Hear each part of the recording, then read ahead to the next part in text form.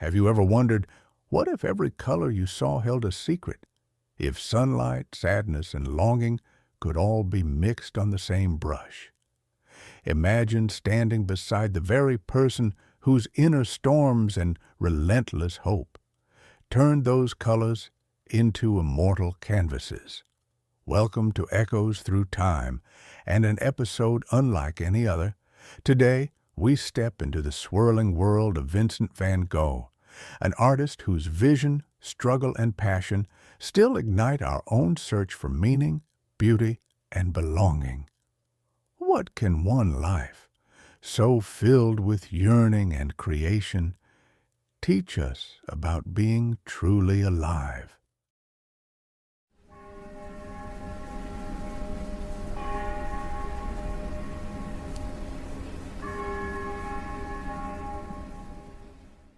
It is May 1889. The fields around Saint-Rémy de Provence undulate with young wheat, dotted with irises vivid as royal cloaks. We pass through the wide iron gates of Saint-Paul de Moselle, a quiet, ancient monastery turned asylum.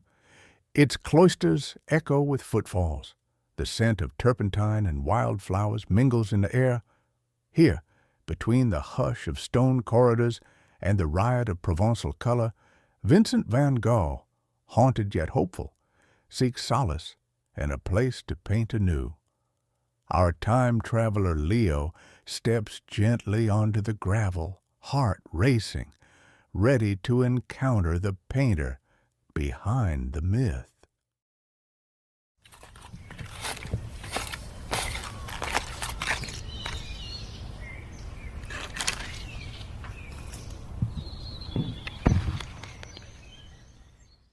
Excuse me?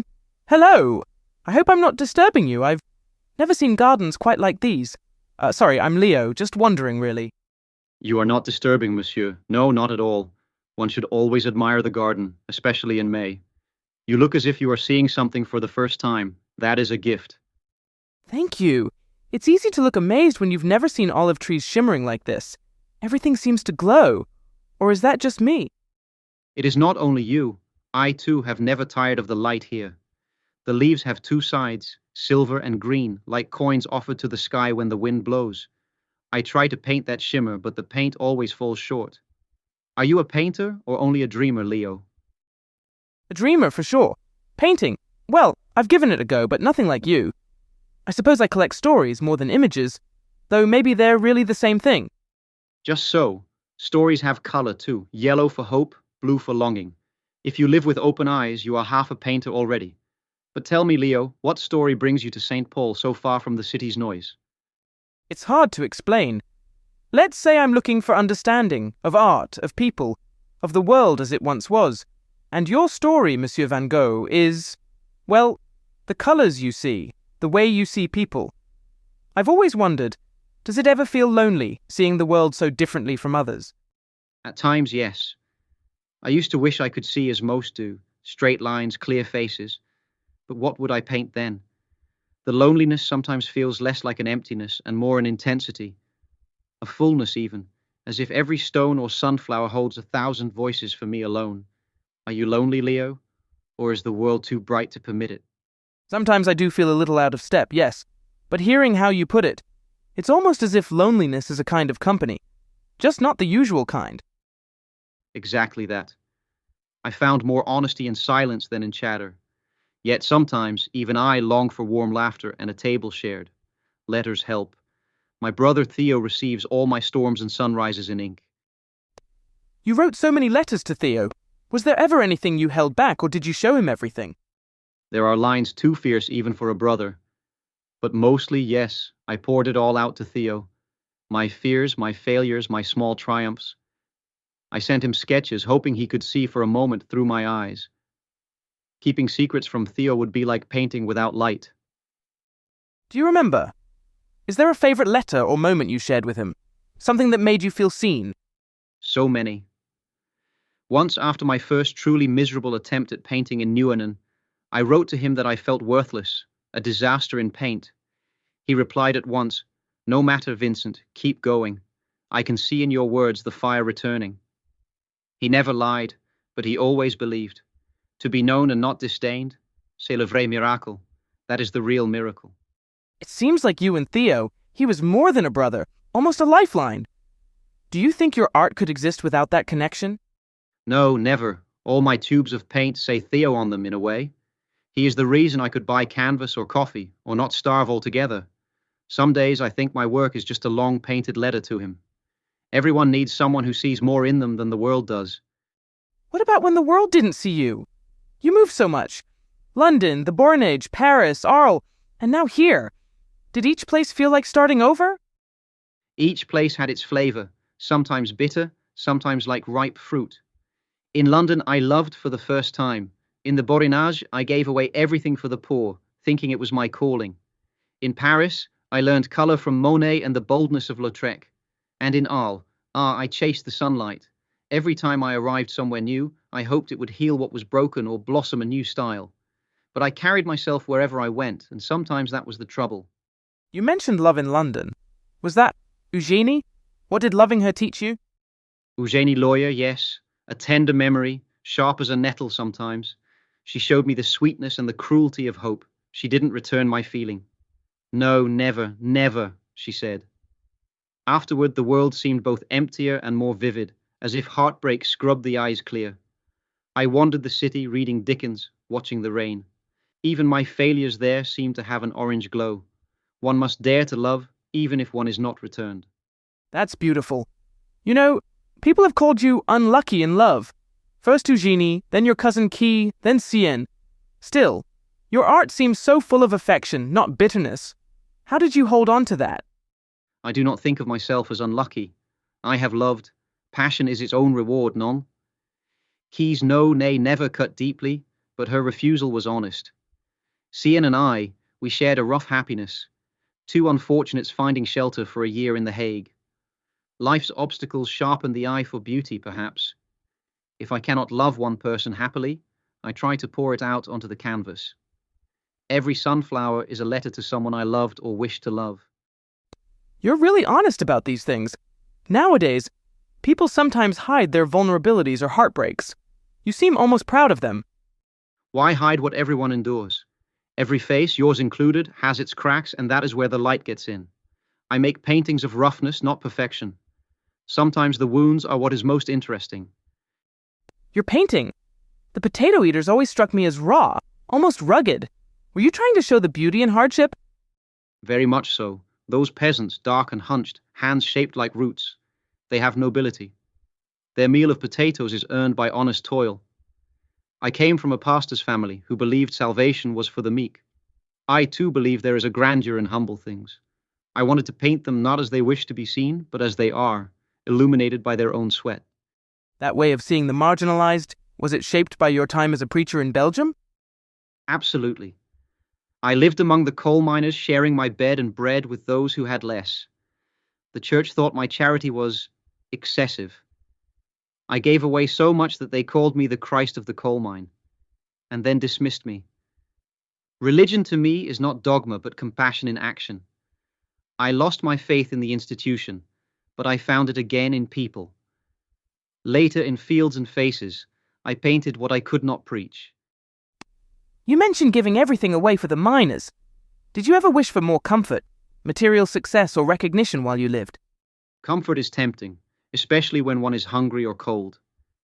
But recognition? Not so much. I craved understanding, not applause. If someone loves a painting and feels less alone because of it, that is better than riches. Theo sent me enough to eat, mostly. I mismanaged what little I had, often, but paint, not food, was always the first purchase. Your paintings weren't really appreciated or bought until much later, right? How did that feel at the time? Was it discouraging?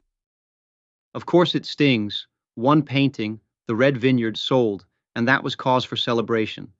Most were laughed at or ignored. Sometimes I felt invisible, as if all my color splashed on mud. But then I reminded myself, I paint for those who see with the heart, even if they come long after I am gone. Art is not a race. Besides, many greats were not known until after their dust had settled. There's a modern phrase, starving artist. Did you ever actually go without food to buy paint?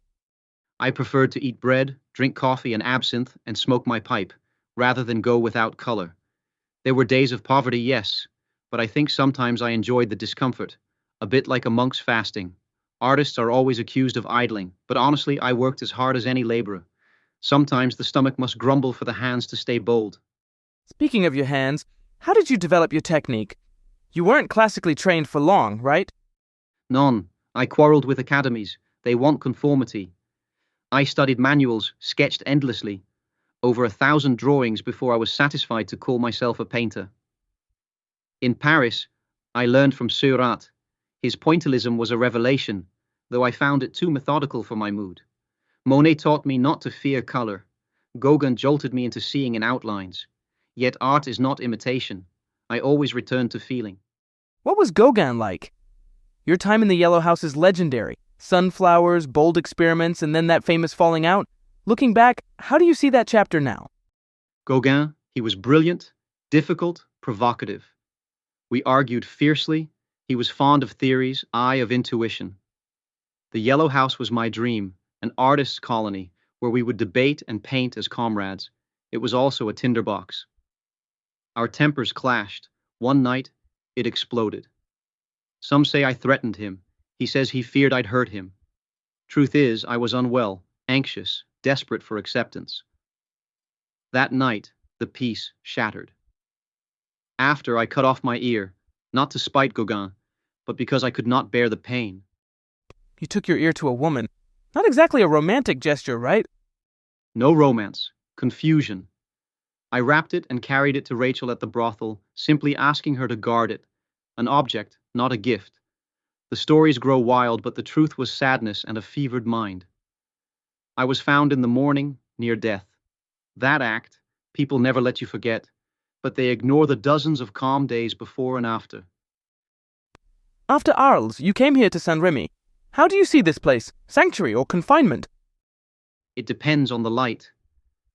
During spells of illness, I am lost, mad perhaps, as some say. The walls are both safety and prison. But when I can paint, even a barred window reveals a universe. Irises, cypresses, the thunder of color in the sky. Here, there is tranquility and turmoil side by side. Do you ever feel anger or frustration about your illness? I mean, sometimes it kept you from painting. Other times, it seems to fuel your work.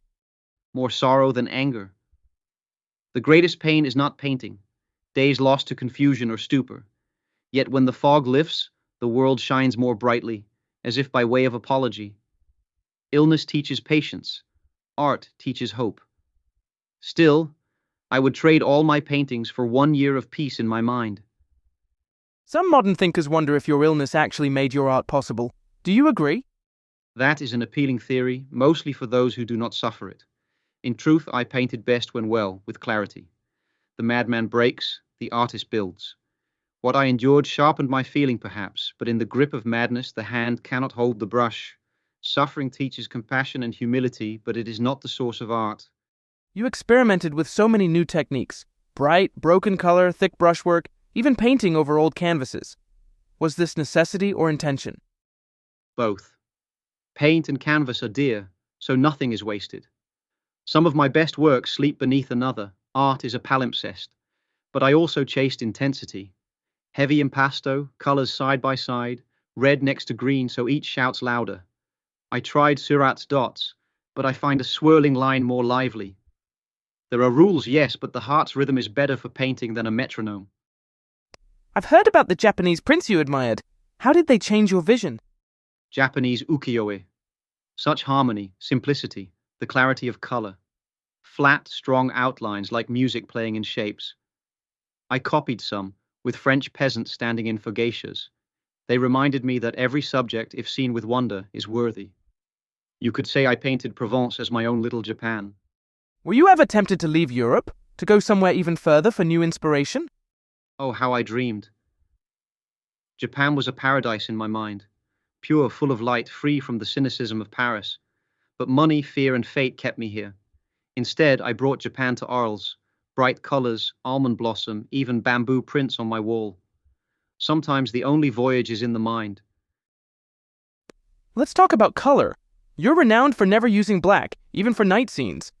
Was that a deliberate rebellion? Absolutely. Black is the absence of color, not its master. Shadows are blue or violet, never dull. I wanted to show that even darkness pulses with life. That's why in Cafe Terrace at night and Starry Night, you see only blues, greens, gold. Even the night shimmers if you look hard enough. What about your famous night scenes? Did you actually paint outdoors under the stars? I did. Night air is chilly, but the colors feel alive. Some say I wore a hat with candles. It's a charming legend, but the truth is less theatrical. I made do with lanterns and memory, sometimes blending what I saw with what I dreamed. Starry Night was painted mostly from invention, framed by the view from my window. I read that you love to paint in plein air. Outdoors, among the wheat and the wind.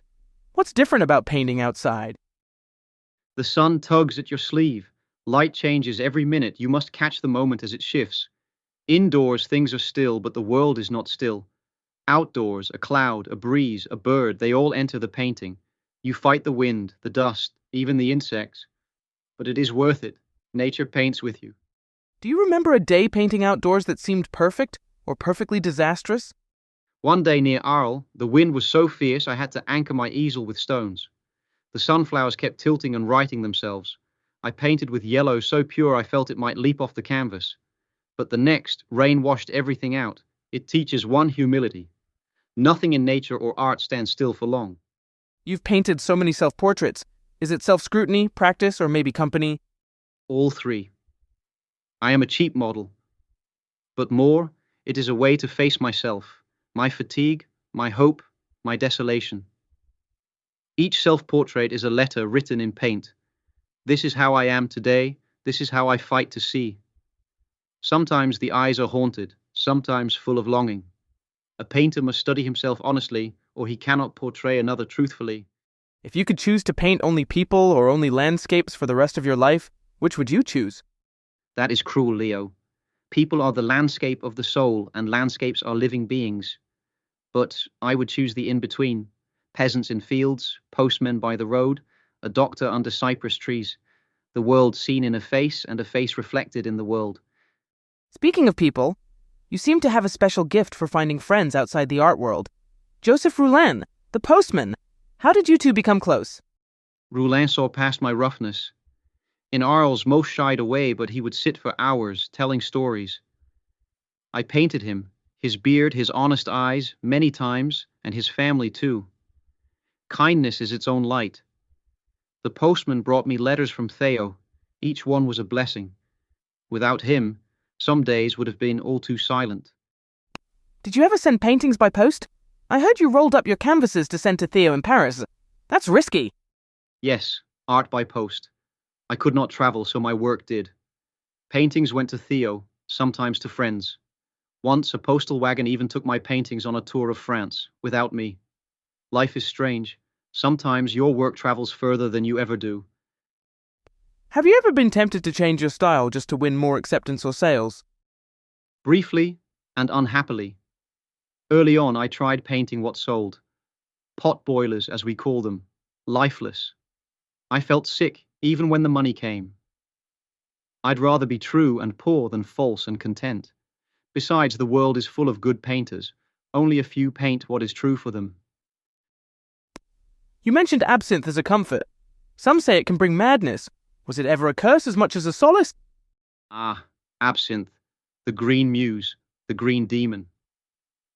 It blurs the sharp edge of thought for a while. Yes, but too much and you pay dearly. I know it has made my attacks worse, perhaps even the colors in my mind more wild. But in moderation, it feels like a friend at the table. Still, I would not wish its habit upon anyone for company. During your worst spells here, you sometimes lost touch with reality. How did you make sense of those lost hours, once they passed? I try not to dwell. When the storm passes, I paint, even if crudely at first. Sometimes the nurses say I spoke nonsense or did odd things. Once I apparently ate paint or tried. I am embarrassed, of course, but I forgive myself for the effort it takes to return. Each painting after suffering is a small resurrection. You've been remarkably candid about your mental struggles. Did you ever fear people would judge you, or worse, define you only by your illness? Yes, always. The townsfolk in Arles called me Le Fou Roux, the red-headed madman. Here in Saint-Remy, some avert their eyes, but better to risk being seen as mad than never to be seen at all. I do hope someday people will understand, perhaps even respect, the effort it takes to paint through darkness. How did you manage practically when you were too unwell to work? Did you ever worry Theo would stop supporting you? I did worry. I felt at times like a burden. Yet Theo never faltered. He understood, I think, that sometimes a pause is part of the music. Illness is costly. Hospitals, medicines, lost canvases. But poverty, if endured, can teach resilience. I always tried to make up for lost time during lucid periods. A week lost to illness, a dozen paintings gained in recovery.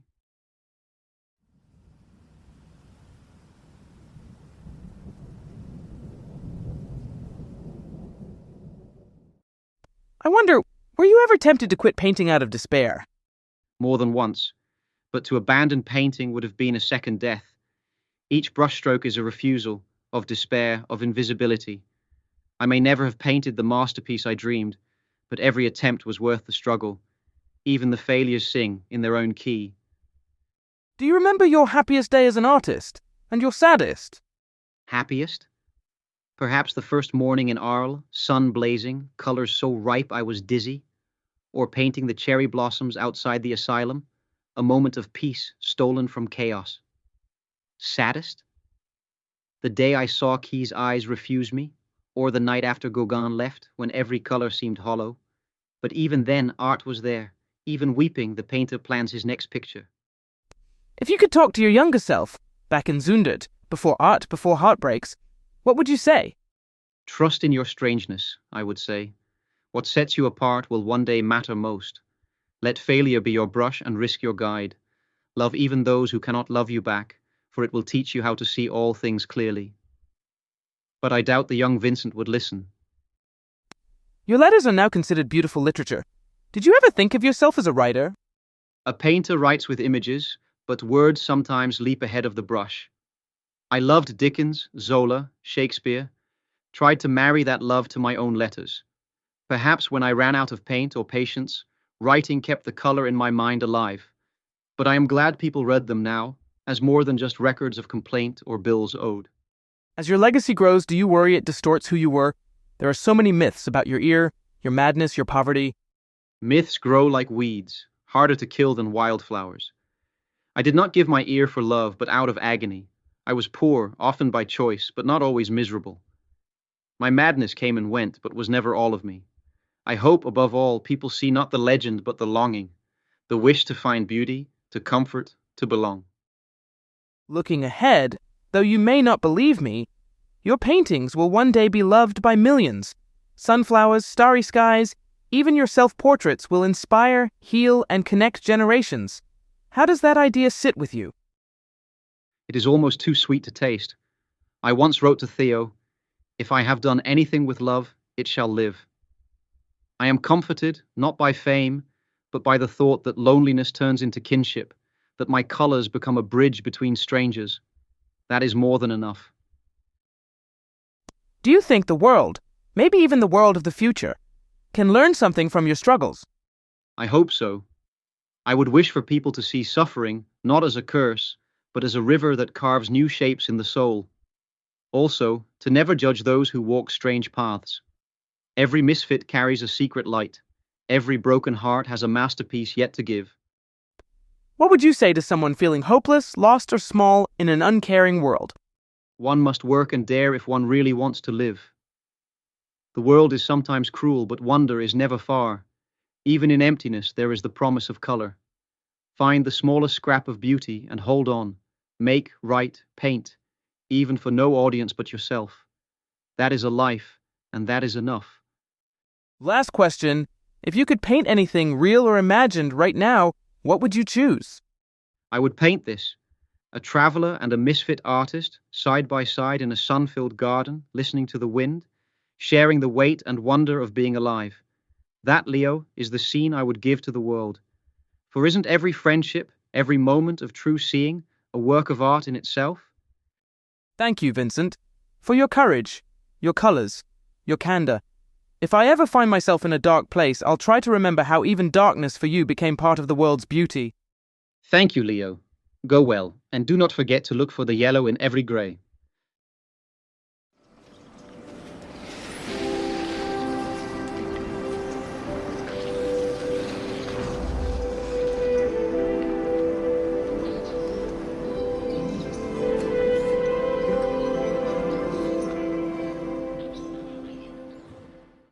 Across centuries and sadness, what endures is the light.